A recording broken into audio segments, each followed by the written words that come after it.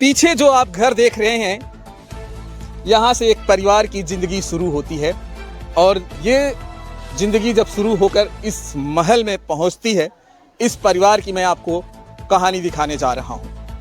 नहीं, जब ये दहेज की बात पहले भी हुई थी कि हम दहेज में कुछ नहीं लेंगे, सिर्फ दुल्हन लेंगे, ये बात पहले हो चुकी थी और दहेज में कुछ भी नहीं लिया। इसलिए हुआ क्योंकि ये सोच हमारे परिवार की और हमारी सोच थी कि हम जब भी शादी करेंगे, हम ये जो दहेज जैसी कुप्रथा है और ये जो बहन बेटियों को प्रताड़ित करने वाली जो कुप्रथा है, इसको हम समाप्त करेंगे। इसको हम जड़ से ख़त्म करने का प्रयास अपने स्तर से करेंगे, जितना हो सकेगा करेंगे। और अगर एक लोग भी इससे जागरूक हो गए तो समझ लीजिए कि मैं अपने कार्य में सफल हो गया। जौनपुर से एक ऐसी खबर सामने निकल कर आई है जहां शिक्षक ने एक गरीब परिवार की बेटी से बिना किसी दहेज की रचाई शादी। इतना ही नहीं, शिक्षक के पूरे परिवार ने इस फैसले का जोरदार किया स्वागत और यह साबित कर दिया कि रिश्ते की नींव पैसे और दहेज पर नहीं टिकी है, बल्कि संस्कार और आपसी सम्मान पर टिकती है। यह शादी समाज के लिए एक प्रेरणा बन गई है। आज मैं आपको जो वीडियो दिखाऊंगा, इसे देखकर समाज के तमाम उन दहेज लोभियों के गाल पर एक तमाचा होगा। यहाँ पर मैं जिस वीडियो को दिखाने लेके आया हूँ, पहले ये समीक्षा अधिकारी का घर हुआ करता था। जब वो समीक्षा अधिकारी नहीं थे, तभी इस घर में उनका जीवन चलता था। लेकिन धीरे धीरे परिवार ने मेहनत की, शिक्षा के बदौलत आज इस मुकाम पर पहुँचे हैं। इस परिवार में जिस लड़के की शादी होती है वो एक टीचर है, भाई समीक्षा अधिकारी, माँ गांव की जो है प्रधान, पिताजी बिजनेसमैन, भाई एक और वो बिजनेसमैन। जी हाँ, मैं जौनपुर के बोड़ूपुर ग्राम सभा में हूँ। लेकिन 8 जून को जो यहाँ होता है वो सुनकर आप आश्चर्य हो जाएंगे। जी हाँ, 8 जून को एक टीचर की शादी होती है जो छत्तीसगढ़ में कार्यरत हैं।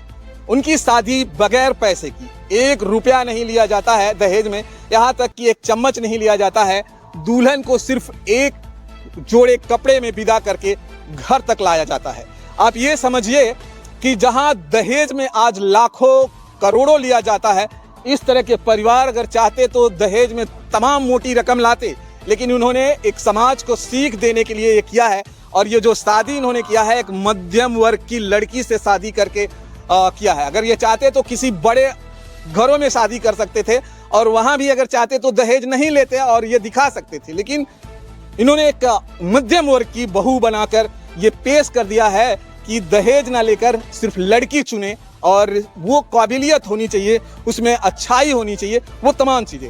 आइए मैं पहले उस परिवार से आपको रूबरू करवाऊंगा, उस दुल्हन से रूबरू कराऊंगा, उस दूल्हे से रूबरू कराऊंगा जो ये शादी सुर्खियों में है, सोशल मीडिया पर लगातार वायरल हो रहा है। ये देखिए, ये वो दूल्हा और ये वो लड़की है जिसकी शादी 8 जून को कराई जाती है। जी हाँ, चलिए इनसे बात करेंगे और जानने की कोशिश करेंगे कि इस शादी को लेकर दूल्हा दुल्हन में क्या चल रहा था, खास करके दुल्हन में क्या चल रहा था। क्योंकि ऐसे घर में शादी जब तय होती होगी तो वो दुल्हन जो मध्यम वर्ग के परिवार से बिलोंग करती है, उसे तमाम चीज़ों के बारे में सोचकर ये होता होगा कि क्या इस तरह का कोई परिवार है, क्या मुझे वो एक्सेप्ट करेंगे और उस घर में आने के बाद क्या उनके मन में क्या चल रहा है, वो तमाम चीज़ें। आइए ये देखिए, तो ये वही दुल्हन है जिनकी मैं जिक्र कर रहा था। सबसे पहले तो शादी की आप लोगों को ढेर सारी शुभकामनाएं पूरे भारत की तरफ से। बहुत बहुत धन्यवाद, बहुत बहुत धन्यवाद। आपके पति को सबसे ज़्यादा धन्यवाद देना होगा और इन्हें ढेर सारी बधाइयाँ हैं, क्योंकि जो इन्होंने कदम उठाया है वो शायद बहुत कम लोग उठाते हैं। तो आपको फिर से एक बार बधाई। बहुत बहुत धन्यवाद भैया। आपका पहले परिचय तो बता दीजिए, नाम क्या आपका? जी, हमारा नाम पूजा निषाद है। पूजा जी, जब आपको ये पता चला होगा कि जिस परिवार में मेरी शादी हो रही है वहाँ पे एक समीक्षा अधिकारी हैं और हमारे जो पति से बातचीत चल रही है शादी की, वो खुद एक टीचर हैं और तमाम उनके परिवार में लोग हैं जो बिजनेस से रिलेटेड हैं, अच्छा खासा उनका परिवार है, घर है, सब कुछ है। तब आपके मन में कैसा लग रहा था? हमें बहुत अच्छा लगा कि जब हम सुने कि हमारे जो बड़े जेठ जी हैं वो लखनऊ में समीक्षा अधिकारी हैं और जो हमारे होने वाले पति हैं वो एक गवर्नमेंट जॉब करते हैं जो कि छत्तीसगढ़ में रहते हैं। तो हमें बहुत अच्छा लगा कि ऐसे परिवार है जो सभी परिवार शिक्षित हैं और बहुत अच्छे हैं। क्या सचमुच पूजा जी आपके जो मम्मी पापा हैं उन्होंने दहेज नहीं दिया है या इन्होंने लिया ही नहीं? नहीं, जब ये दहेज की बात पहले भी हुई थी कि हम दहेज में कुछ नहीं लेंगे, सिर्फ दुल्हन लेंगे, ये बात पहले हो चुकी थी और दहेज में कुछ भी नहीं लिया लेकिन गया। पूजा फिर भी तो लोग कहते हैं ना कुछ भी मत लीजिए, लेकिन परिवार तो सोचता है ना कुछ न कुछ दे दिया जाए। तो क्या आपके परिवार में आपके मम्मी पापा ने नहीं सोचा कि चलिए भले वो लोगों ने कुछ नहीं मांगा है, हम अपनी तरफ से कुछ न कुछ देते हैं? हाँ, सोचते हैं, पर दहेज में कुछ भी नहीं लिया गया और ना ही हमारे मम्मी पापा ने दिया है। अच्छा, यहाँ से इतना मना कर दिया गया था कि कुछ भी नहीं लेना है। नहीं, दहेज में कुछ भी नहीं लिया गया है, वो सिर्फ हमें ही लेके। तो सर ये जो शादी हुई है जैसा कि पूजा ने बताया कि 1 रुपया भी नहीं लिया गया, आखिर ऐसा क्यों हुआ? बिल्कुल ऐसा इसलिए हुआ क्योंकि ये सोच हमारे परिवार की और हमारी हमारी सोच थी कि हम जब भी शादी करेंगे, हम ये जो दहेज जैसी कुप्रथा है और ये जो बहन बेटियों को प्रताड़ित करने वाली जो कुप्रथा है, इसको हम समाप्त करेंगे। इसको हम जड़ से ख़त्म करने का प्रयास अपने स्तर से करेंगे, जितना हो सकेगा करेंगे। और अगर एक लोग भी इससे जागरूक हो गए तो समझ लीजिए कि मैं अपने कार्य में सफल हो गया। क्या ये लव मैरिज है? जी नहीं, अरेंज मैरिज है। बिल्कुल लव मैरिज नहीं है। बिल्कुल नहीं। परिवार की रजामंदी से शादी हुई है? परिवार की रजामंदी से शादी हुई है और पहले परिवार वालों ने ही देखा। अच्छा, लड़का पहले नहीं जानता था? नहीं। इस लड़की को बिल्कुल जानता नहीं? बिल्कुल नहीं, पहले बिल्कुल नहीं जानता था। हमारे घर वाले ही खोजें लड़की और वही लोग पहले देखे, फिर बाद में लड़का देखा। अच्छा, ये इन्होंने शादी कराई है, यही है वो जो शादी कराई है, आप ही शादी कराई है? जी सर, हम ही ने शादी कराया। अच्छा, ये कभी शादी से पहले कभी आपने जो है अरविंद जी से मिलाया उलाया था? नहीं सर, बिल्कुल नहीं मिलाए थे। जो लड़की है वो हमारी शादी में आई हुई थी। अच्छा। तो मेरी मौसी के लड़के हैं ये भैया जो हैं। तो ये कहे कि हमारे लिए एक शादी देखिएगा, तो ये और जैसे लड़की अच्छी हो, संस्कारी हो, तो हमारे दिमाग में थी हमारी शादी। भैया आपके मन में नहीं चला कि लोग कहते हैं दहेज मिलेगा तब इज्जत बढ़ेगी, सम्मान बढ़ेगा, इतना पाए फलाने, इतना पाए, अरे ऐसे रुतबा दिखावा दें कि हमें 50 लाख मिला, हमें इतना लाख मिला? देखिए, भौतिक सुख सुविधाओं और इच्छा का कोई अंत नहीं है। हाँ। कभी भी अंत नहीं हो सकता। आप 4 व्हीलर पहले 10 लाख की लेंगे, फिर इच्छा होगी 20 लाख की ले लेंगे, फिर 50 लाख, फिर करोड़। तो ये तो अनंत है, इसका अंत नहीं है। त्याग में जो सुख है, समर्पण में जो आनंद है, वो जो है इच्छाओं की चाहत में वो चीज़ नहीं है।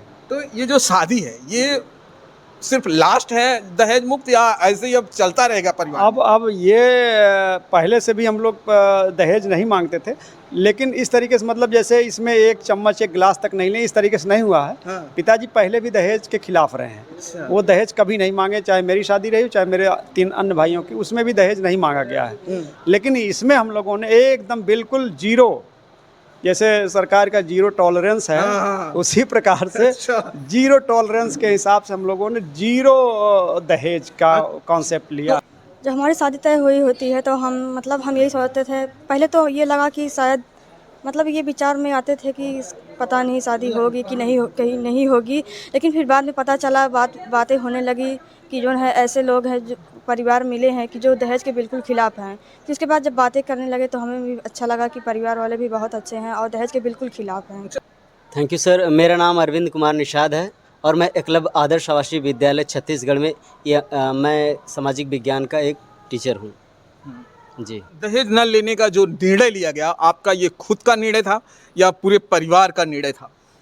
ये निर्णय मेरे परिवार का है, मेरे पिताजी का है, मेरे भैया का ये निर्णय है और उसी में मेरा भी निर्णय है। और मुझे जब मैंने देखा कि मेरे परिवार वाले ऐसी विचारधारा, ऐसा सोच रहे हैं कि दहेज नहीं लेंगे, तो मुझे बहुत खुशी हुई। मैं भी कुछ भी नहीं लेना चाहता था, लेकिन मैं सोचता था कि कुछ भी नहीं में मतलब कि जैसे लोग कुछ भी नहीं में जैसे मानते हैं कि पैसा नहीं लेंगे या गाड़ी घोड़ा नहीं लेंगे या ज्वेलरी नहीं लेंगे, या तो लेकिन हमने कुछ भी नहीं लिया। हम वहाँ बर्तन वर्तन वो लोग लाए थे, दे रहे थे, हम बर्तन भी नहीं लेके आए। पूजा, कभी सपने में, ख्वाब में था कि मेरी शादी जब होगी इस तरह के परिवार में होगी, इस तरह के शिक्षित परिवार में होगी, कभी था ऐसा? नहीं, कभी हम तो कल्पना भी नहीं किए थे कि हमारी शादी इतने अच्छे परिवार में होगी और हमें इतने अच्छे परिवार मिलेंगे। ये घर, इतना अच्छा घर मिला, एकदम स्वर्ग की तरह। बस इसी बारे में कहें, बहन अगर कोई अच्छी लड़की हो तो बताइएगा। तो मेरे दिमाग में लड़की थी। जैसे शादी कैसे होती है सर, जब कोई दिमाग में रहता था हाँ लड़की अच्छी है शादी कराना, तो मेरे दिमाग में थी। और भैया भी कहे थे देखिए हमको सिर्फ लड़की चाहिए, हमको सिर्फ लड़की चाहिए और हमको दहेज 1 रुपया नहीं चाहिए। अच्छा पूजा, जब आपके घर पे बारात गई होगी तो आपके गांव के लोगों को ये पता हो गया होगा कि ये जो शादी हो रही है एक टीचर से हो रही है, उनके घर में एक अधिकारी हैं और तमाम प्रधान भी उन्हीं के घर में हैं, गांव के प्रधान भी हैं। और तब गांव में क्या चर्चा चल रही थी? ये शादी जब फिक्स हुई तभी सारे गांव लोगों को पता चल गया कि हमारी शादी जिससे हो रही है वो सरकारी टीचर हैं, और जो उनके बड़े जेठ जी हैं वो जो है लखनऊ में समीक्षा अधिकारी हैं और घर में प्रधानी हैं। तो गांव में बाकी चर्चा होने लगी कि मतलब परिवार बहुत अच्छा परिवार पूजा पाई है, बहुत लकी है, लोग ऐसा कहते हैं। ये अरविंद के भाई और भाभी हैं और ये वही शख्स हैं जो मैंने आपको शुरू में ही बताया था। ये जो घर आप देख रहे हैं वहाँ से शुरू होती है परिवार की जर्नी। परिवार की जर्नी यही वो घर है जहाँ से शुरू होती है। जी जी जी बिल्कुल। आपका बचपना इस घर से शुरुआत होता है? हाँ जी जी जी। तो एक मड़ई भी थी। हाँ। मतलब वो मड़ई में भी कुछ दिन रहे, इसके बाद पिताजी ने ये बनवाना शुरू किया। तो ये निशानी आज भी आप यादगार के तौर पर रखे हैं, चाहते तो इसको हटा सकते थे। जी जी। अब हालांकि वो बंटवारे माधव भैया को चला गया है। हाँ, हाँ। पहले के एक में था, लेकिन हम लोग भैया से निवेदन के इसको मत हटाइएगा। हाँ। तो अभी मान गए हैं, देखिए। अच्छा, तो ये यादगार में है कि मतलब इसी यहीं से हमारी शुरुआत होती है, यहीं हमारा बचपना बीतता है और फिर यहाँ से धीरे धीरे आप लोगों ने बाबूजी के कहे कदमों पर चल चल कर आपने पढ़ाई किया और पढ़ाई करने के बाद आपने अपने भाइयों को भी पढ़ाया, साथ में भाइयों को लेकर आज आपने एक मिसाल कायम कर दिया कि आपने दहेज मुक्त से शादी किया है। ये सोशल मीडिया पर काफ़ी चर्चा का विषय बना हुआ है। सबसे पहले अपना परिचय बता दीजिए क्या? जी, मेरा नाम योगेंद्र निषाद है और मैं वर्तमान में उत्तर प्रदेश सचिवालय में समीक्षा अधिकारी के पद पर कार्यरत हूँ। ये आपकी धर्म पत्नी है? हाँ जी जी। क्या नाम है आपका? सरिता निषाद। आपने एक ऐसी जो है देवरानी खोजा है जिसे कहा जाए अब सोशल मीडिया से लेते हुए तमाम इस समय वो लोगों की नज़रों में है कि आखिर इन्होंने ऐसी क्या उसमें देख लिया कि बगैर पैसे की शादी करनी। हमको देखिए दहेज हमको नहीं चाहिए था। हम दहेज मुक्त शादी करना चाह रहे थे, केवल हमको लड़की की ज़रूरत थी। लड़की हमको सही मिल जाए बस, और कुछ नहीं हमको चाहिए। तो हमको सही लड़की मिल गई है। उसके बाद व्यवहार से अच्छा लगा कि ये ठीक ठाक है, अच्छी सोच की है, पढ़ी लिखी है, तो हम लोग इसी पर डन कर दिए शादी। अच्छा पूजा, जब आपकी सखी सहेलियों से बात होती रही होगी उस बीच में, उस दरमियान में वो लोग क्या बोल रहे थे? क्योंकि आज के दहेज का जो दौर चल रहा है, उस दहेज के दौर में लोग जहां लड़कियों से या उनके परिवार से मोटी रकम ऐंठना चाहते हैं, यहाँ तक लोग चाहते हैं कि हमने जितनी पढ़ाई कराए हैं वो सारा का सारा पैसा जो है इसी में ऐंठ ले। तो वो क्या बोला करती थी? हाँ, मतलब स्कूल में जो फ्रेंड लोग होते हैं, मतलब उन्हें विश्वास नहीं होता था कि हमारी शादी जो है बिल्कुल दहेज के खिलाफ है। उन्हें लगता था कि कुछ ना कुछ तो दहेज में मांगा गया होगा। फिर जब शादी हुई तो मतलब उन लोग और गांव लोगों काफ़ी लोग को विश्वास हुआ कि ये बात सच है कि लोग दहेज के बिल्कुल खिलाफ है, दहेज में सिर्फ दुल्हन को लेकर। क्योंकि लड़की एकदम नॉर्मल परिवार से थी सर। लड़की के पिता जो है थोड़ा ये राजगीर का काम करते हैं और उनकी फैमिली आप देख ही रहे कितने स्टैंडर्ड लोग हैं। और लड़का खुद गवर्नमेंट टीचर है। जी। तो मैंने जब लड़की की माँ से कही कि उनके जो बड़े भाई हैं वो गृह विभाग में सचिवालय में हैं, सबके बारे में बताया। छोटे भाई प्रधान हैं और मौसा मेरे बिजनेस किए हैं, दुकान, और बीच वाले भैया बिजनेस किए हैं। परिवार तो ये समझ लिया होगा पहले जिससे बात की तो आप मजाक कर रही हैं ऐसे शादी को लेकर? नहीं सर, मजाक नहीं। वो कहीं देखिए हम कर नहीं पाएंगे शादी, मैं सच्चाई बता रही जो कहीं। पहला सवाल यही था। हाँ, कि हम देखिए शादी उतने बड़े घर में हम टिक ही नहीं पाएंगे। हम कहे देखिए आपको कुछ देना नहीं है। कह रहे नहीं, ऐसा आज तक कहाँ हुआ है, किसी ने कुछ लिया ना हो शादी में। ऐसा सवाल उन्होंने कहा। और सर जैसे वो हमको, जब मैं ये शादी करा दी तो मैं उनके घर नहीं गई थी। उनकी एक ख्वाहिश थी कि मेरे घर बारात में वो लड़कियां आए जो हमारी शादी कराई हैं। तो उन्होंने मेरे लिए काल पे कहा कि आप मेरे लिए भगवान सिद्ध हुई। अभी मेरी सर पहली शादी थी और मेरी पहली शादी जो है इतना सक्सेसफुल रही कि पूरे प्रदेश में चर्चा का विषय बनेगी। हाँ, तो भगवान तो उनके हिसाब से तो आप भगवान ही हुई। भगवान ही जिस बेटी की सपना सजा के माँ रखती है कि मैं एक अच्छे घर में कर पाऊंगी और माँ के पास पैसे ना हो। पैसा एक कहा जाता है एक बहुत बड़ी मजबूरी है। होता है सर। पैसा बोलता आदमी नहीं बोलता है। पैसा आदमी की सबसे बड़ी ताकत होती है। ताकत जो है वो सबसे बड़ी पैसा होता है। खाली कहने के लिए आदमी नहीं ताकतवर होता, पैसा ताकतवर होता है। वही उस परिवार में ना हो और फिर आपने वो कहे कि भगवान लोग नहीं मानेंगे। हम कहे नहीं मानेंगे। फिर मैंने मौसी से बात की। मौसी कहे देखिए बहनी हमको 1 रुपया दहेज नहीं चाहिए, क्योंकि मैंने अपनी 3 बहुओं की शादी की, उनमें भी दहेज नहीं लिया था। तो मैं इसमें एकदम मतलब दहेज का एकदम निषेध पूर्ण रूप से कर रही हूँ। निषेध बड़ी भाई में थोड़ा बहुत जो भी आया था, लेकिन इसमें मैं पूरी तरह से बहिष्कार कर रही हूँ निषेध। और अरविंद जी, आप एक टीचर हैं और आप शायद टीचर हमेशा ये पढ़ाता है कि दहेज जो है समाज का एक ऐसी कुरूपियाँ है जिसे खाया जा रहा है, और आपने दहेज न लेकर एक मैसेज दे दिया। लेकिन बहुत सारे आज भी टीचर्स हैं जो इसके पढ़ाते तो हैं, लेकिन जब उन पे आती है वो इस पर खरे नहीं उतरते हैं। क्या कहना चाहते हैं, क्योंकि टीचर एक समाज का आईना होता है और उसके बताए हुए रास्ते पर जो नवयुवक बच्चे हैं वो चलते हैं। जी बिल्कुल बिल्कुल। टीचर देखिए, टीचर भी एक व्यक्ति ही होता है और सबकी अपनी अपनी पर्सनल विचारधारा होती है। मुझे दुख होता है कि जो लोग टीचर या कोई नौकरी पा के दहेज लेते हैं, क्योंकि वो ऑलरेडी सक्षम होते हैं, उन्हें नहीं लेना चाहिए। वो सब कुछ उनके वो इतने अच्छा पैसा उनका खुद आता है, तो वो उनको पैसा नहीं लेना चाहिए और इस दहेज जैसी कुप्रथा को ख़त्म करनी चाहिए। दहेज अब सबकी अपनी अपनी विचारधारा होती है। मेरी विचारधारा जैसी है मैं वैसा कर रहा हूँ। तो आपको देखकर, आपके समाज को देखकर, आपकी घर की जिस तरह से पढ़ाई लिखाई है उस तरह से देखकर लगता है कि बारात बड़ी भव्य गई होगी, बहुत सारे लोग बाराती गए होंगे। हाँ जी, और उनको भी लग रहा था, हमारे जो रिश्तेदार हैं, हमारे भाई के जो ससुर हैं, कि भैया कितने लोग आएंगे और वो बता दे तो मैं उस हिसाब से व्यवस्था शुरू करूं। तो हमने कहा कि कितना लोग आप चाहते हैं? तो उन्होंने कहा कि भाई मैं आप 200 300 250 आ जाएंगे तो मैं उतने का मैं कर ले जाऊंगा व्यवस्था। उनकी माँ भी यही कहती थी। तो हमने कहा कि देखिए हम तो चाहते हैं कि 100 के अंदर ही आएँ। तो कहें नहीं, अरे इतना कम कैसे, आप इतना कमज़ोर हमको मत समझिए। हम कहे कमज़ोर की बात नहीं है, जो ये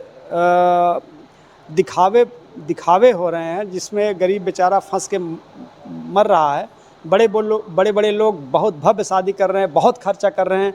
हम उसके अनुकरण करने के चक्कर में उसी के रास्ते पे चलने के चक्कर में हम अपना घर बार बेच दे रहे हैं। तो इस प्रथा को मैं समाप्त करना चाहता हूं और मैं चाहता हूं कि 100 के अंदर ही मैं आऊं। तो उन्होंने कहा नहीं 100 बहुत कम हो जाएगा। हमने कहा नहीं, बिल्कुल नहीं, हम 100 ही आएंगे। और लास्ट में तय ये हुआ, उनको हम लोग मनाए, रिक्वेस्ट किए तो मान गए। हमने कहा केवल घर भर आएंगे, 2-4 रिश्तेदार हमारे रहेंगे, क्योंकि परिवार हमारा बड़ा है, इससे ज़्यादा हम नहीं आ पाएंगे। अगर गांव हम करते हैं तो मैं गांव का, हमारे भाई माताजी प्रधान है गांव की, तो गांव को मैं लाऊंगा तो बहुत वो हो जाएगा। तो हम लोगों ने 70 आदमी ले जाने का तय किया। मात्र 70? 70 गांव में तो आपका ही परिवार काफी रहा होगा। हाँ, मेरे रिश्तेदार परिवार ही शादी में गए। अच्छा। ज़्यादा से ज़्यादा 5-7 लोग गांव से गए थे, पड़ोस के, जो बराबर घर पे आते रहते थे। और तो उनको छोड़ के सारे घर के लोग थे, रिश्तेदार थे। 60 लोग हम लोग, 60-65 लोग हम लोग थे। 70 कहा गया था और बहुत अच्छा लगा। अच्छा पूजा जी, आपकी क्या पढ़ाई लिखाई? हम BSc फर्स्ट ईयर का 2nd सेमेस्टर का एग्ज़ाम दिए हैं। अच्छा पूजा, जब आप यहाँ आती हैं तमाम उम्मीदें रहती हैं, जिस तरह से एक लड़की की शादी होकर जब वो ससुराल जाएगी तो परिवार जिस तरह से मिलेगा, आपके मन में कैसा चल रहा था जब आप ससुराल, अपने मैके से ससुराल की तरफ आ रही थी? हमारे मन में, मतलब हम पहले बात किए थे तो हमें सब कुछ मालूम ही था कि हमारा परिवार कैसा है, बहुत अच्छा है। तो जो मतलब एक बहू को एक परिवार से चाहिए वो सब कुछ हमें मिल रहा है। इससे हमें बहुत सपोर्ट मिल रहा है आपको? हमें बहुत सपोर्ट मिल रहा है, बहुत अच्छा लग रहा है। बाकी सभी लोग, जैसे हमारी जेठ जी हैं और हमारे देवर जी हैं, जेठ लोग हैं, सभी लोग, हमारे मम्मी पापा, सभी लोग बहुत अच्छे हैं। सभी लोग बहुत अच्छे हैं। पूजा के बारे में क्या, क्योंकि एक नई लड़की है जो मध्यम वर्ग से आती है और फिर बड़े घरों में जब शादी होता है, वो जब इस चकाचौंध में आती है तो वो थोड़ा सा उसको अंदर से डर महसूस होता है। तो आपने उसके डर को निकालने के लिए क्या क्या किया? जी, मैं वो डरती थी बहुत शादी के पहले। वो हमारे देवर बताते थे, बात करती थी, लेकिन मैं इतना ज़्यादा नहीं करती थी कि भाई बहुत ज़्यादा बात करने में डर भी जाती हैं लड़कियां। हाई फाई प्रोफाइल बताओ तो वो बहुत डर जाती हैं। मैंने उनसे कहा कि ऐसा कुछ भी नहीं। वो हमसे बात कहीं कि हमसे भाभी से बात करी, हमको बहुत डर लग रहा है कि मैं इतने सामान घर से, मैं इतने बड़े घर में जा रही हूँ और मुझे बहुत डर लग रहा है। तो मैंने कहा उनसे, मैं बात करी, मैं कहा देखिए डरो मत, ऐसा नहीं है कि आप सामान घर से, आपको लग रहा है कि आप सामान घर से, मैं उतने बड़े घर में जा रही हूँ, वो लोग कैसे होंगे, मैं कैसे एडजस्ट कर पाऊंगी, ऐसा कुछ भी नहीं है। आप भी इंसान है, हम भी इंसान हैं। अपने हौसला दे दिया। हाँ, हम भी इंसान है और सबसे बड़ा चीज़ ये है कि एक दूसरे का सम्मान, सब कुछ वही है। मैं उनका सम्मान करूँ तो स्वाभाविक है वो हमारा सम्मान करे। पूजा, आपके परिवार में कौन कौन है? हमारे मायके में हाँ, वहाँ पे। मम्मी पापा, एक भाई एक बहन और हम। अच्छा, पांच तो पांच फैमिली हैं आप हम लोग। उनमें सबसे बड़ी हैं या कैसे हैं? हम बहन में सबसे बड़ी हैं। बहनों में बड़ी हैं। हाँ तो अभी एक बहन की शादी बाकी है। हाँ, भाई है, उसके बाद तो फिर एक बहन तो और। आप क्या लगता है कि अब वो जो बहन है उसकी भी शादी बगैर दहेज की हो पाएगी? जैसे हाँ, परिवार अगर मतलब अच्छा मिल गया, जैसे हमारा परिवार अच्छा मिला है, तो अगर बहुत लोगों को मिल भी सकता है, लेकिन ये नहीं कहा जा सकता है कि बिना दहेज की ही होगी। समाज में जिस तरह से लोग दहेज मांगते हैं, उनको क्या कहना चाहती हैं आप? समाज में दो दहेज मांगते, मतलब मेरा कहना यही है कि दहेज दहेज को ख़त्म किया जाए। शादी अगर शादी अच्छे से हो रही, लड़की अच्छी मिल रही है, तो बिना दहेज की शादी करना ही ठीक है। ठीक। पिताजी से मैंने अभी थोड़ी पहले बात किया था। वो उनका मानना था कि मैंने बहुत साल पहले ही सोच रखा था कि जब मैं अपने बच्चों की जब शादी करूंगा, मैं दहेज नहीं लूंगा। जबकि आप गांव में देखते हैं कि बढ़ चढ़ के दहेज चलता है। थोड़ा अपने पिताजी के बारे में बताइए, उनकी कैसे परवरिश करके आपको, आपके परिवार को इन्होंने इस योग्य बनाया? मेरे पिताजी का मैं किन शब्दों में बयां करूं, मैं बता नहीं सकता कि मेरे पिताजी इस दुनिया के सबसे अच्छे पिताजी हैं। उन्होंने जो प्लेटफॉर्म हम लोगों को दिया है, वो प्लेटफॉर्म अगर हर बच्चे को मिले उनके पिताजी के द्वारा, तो मुझे लगता है कि हर बच्चा बेहतर करेगा और दुनिया में अपना नाम रोशन करेगा। जब कोई हार जाता है, किसी चीज़ों से वो निराश हो जाता है, एक बाप होता है, एक माँ होती है जो मोटिवेट करती है अपने बच्चों को। वो मोटिवेशन कैसे दिया करते थे? मेरे पिताजी और मेरी माँ, ये समझ लीजिए कि मेरा परिवार ही मेरा मोटिवेशन है। मैं अपने परिवार से ही मोटिवेट हुआ हूँ। आज मैं जहाँ पे हूँ वो अपने परिवार की वजह से हूँ। मेरी माँ कहती है, मेरे पिताजी कहते हैं कि तुम जब तक भी पढ़ोगे तब तक हम पढ़ाएंगे। हमारी माँ समझ लीजिए कि कहती थी कि हम खेत बाड़ी बेच देंगे लेकिन आपको ज़रूर पढ़ाएंगे, जब तक नौकरी नहीं मिलेगी तब तक पढ़ाएंगे। और हम भी अपनी माँ, अपने परिवार, अपने भैया, अपनी भाभी, सबके विचारधारा पे, सबके मनोकामना को हमने पूरा करने के लिए हमने पूरी तरह से इलाहाबाद में रह के दिन रात मेहनत करके आज हमने इस मुकाम को हासिल किया। और आज ये ऐतिहासिक काम करने के लायक मैं हुआ जो आज मैं ऐसा किया हूँ। और लोगों को मेरी वजह से कुछ सीखने को लिए मिलेगा, ये मेरा सौभाग्य है, यही मेरे ज्ञान है, यही मेरा समझ लीजिए कि सबसे बड़ी उपलब्धि है।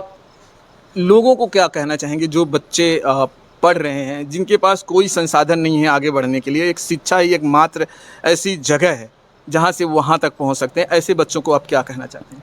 ऐसे बच्चों को मैं यही कहना चाहता हूँ कि खुशी सबसे बड़ी चीज़ होती है। आप पढ़ाई लिखाई मेहनत से करो और फिर नौकरी पा जाओ, फिर शादी करो और दहेज के बिना शादी करो। जो दुल्हन आएगी, जो लड़की आएगी, वो आपका सम्मान हमेशा करेगी। उसके दिल में हमेशा ये रहेगा कि मेरे पति ने एक भी दहेज नहीं लिया, मेरे पिताजी को ज़रा सा कष्ट नहीं पहुंचाया, ज़रा सा बोझ नहीं पहुंचाया।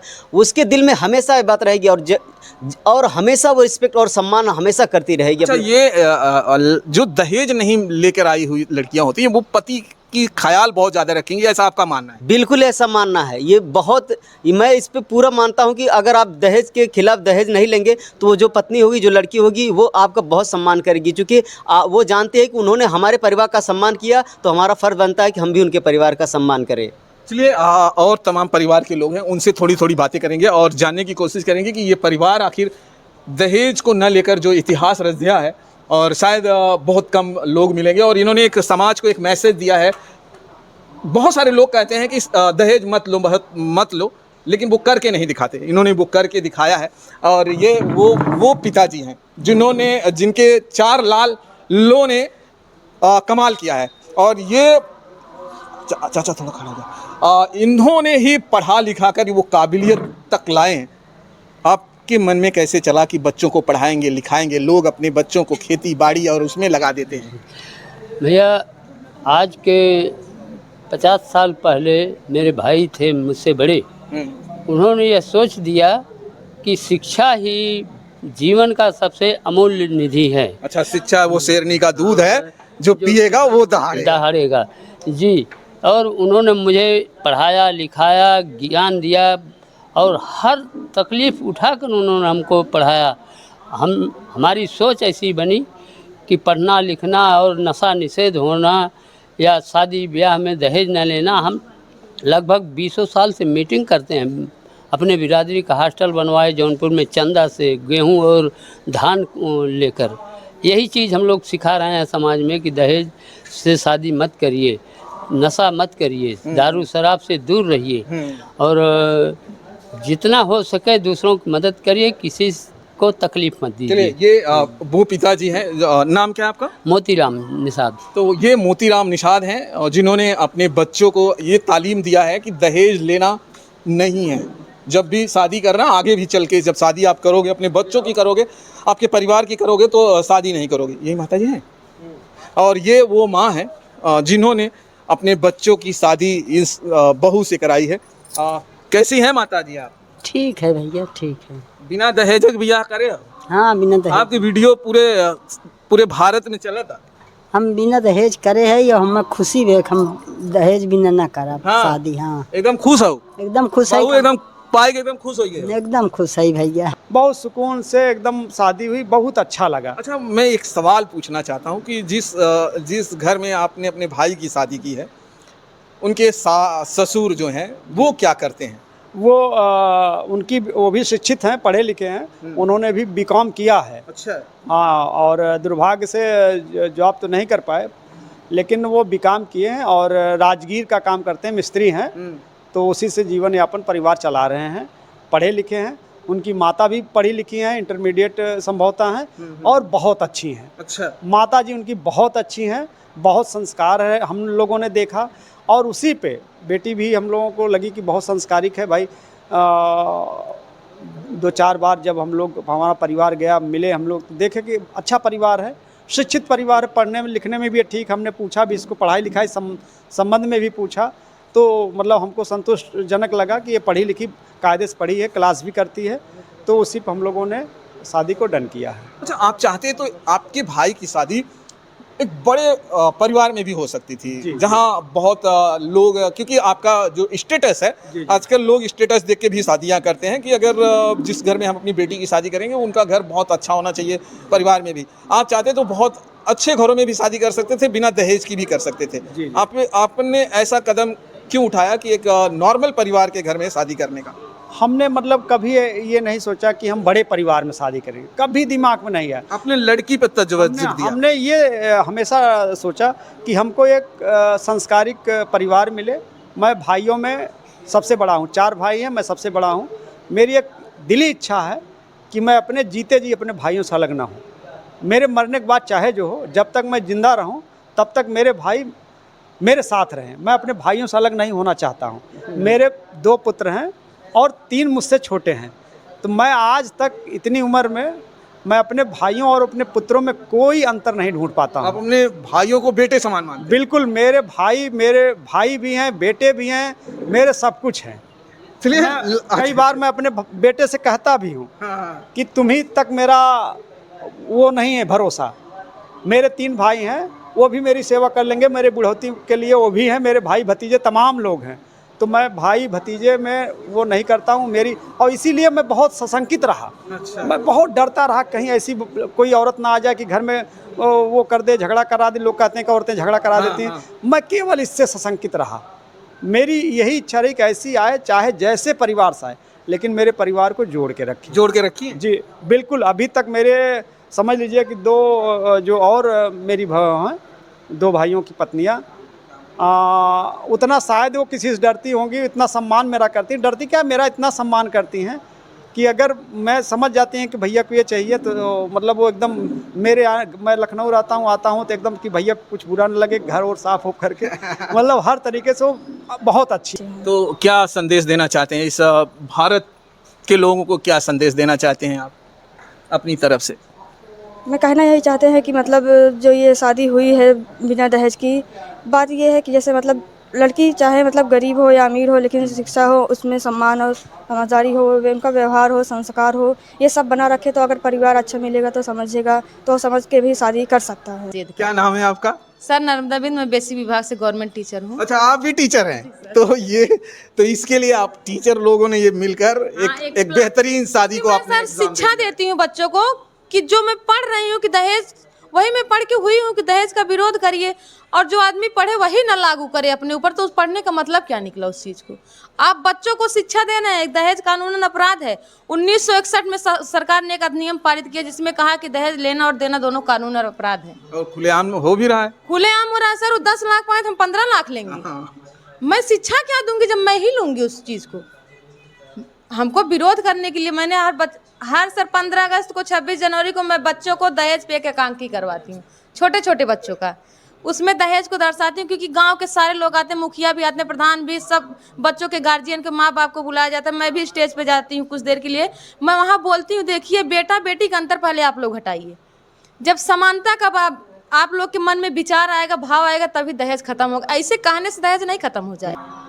चलिए दोस्तों, ये वीडियो देखकर आपको और ये समाज को एक नई दिशा मिलेगी, और मैं चाहता हूँ कि इसी वीडियो को बहुत सारे लोगों को शेयर की जाए। मैं अपनी कोई वीडियो में शेयर करने के लिए नहीं बोलता हूँ, लेकिन ये एक अलग पहल है, इसलिए मैं चाहता हूँ कि इस वीडियो को शेयर किया जाए, तमाम लोगों तक ये पहुँचे, और ये जो दहेज का हमारे भारत में एक कुप्रथा है उसे खत्म किया जाए, और पूरी तरह से खत्म किया जाए। और ये परिवार के बारे में और कमेंट जरूर करिएगा, इन्होंने जो कदम उठाया है उस पर सराहनीय काम के लिए आप क्या सोचते हैं, आपकी राय बहुत ज़रूरी है। फिर मिलेंगे दोस्तों आपको किसी दूसरे और वीडियो में। जय हिंद, जय भारत।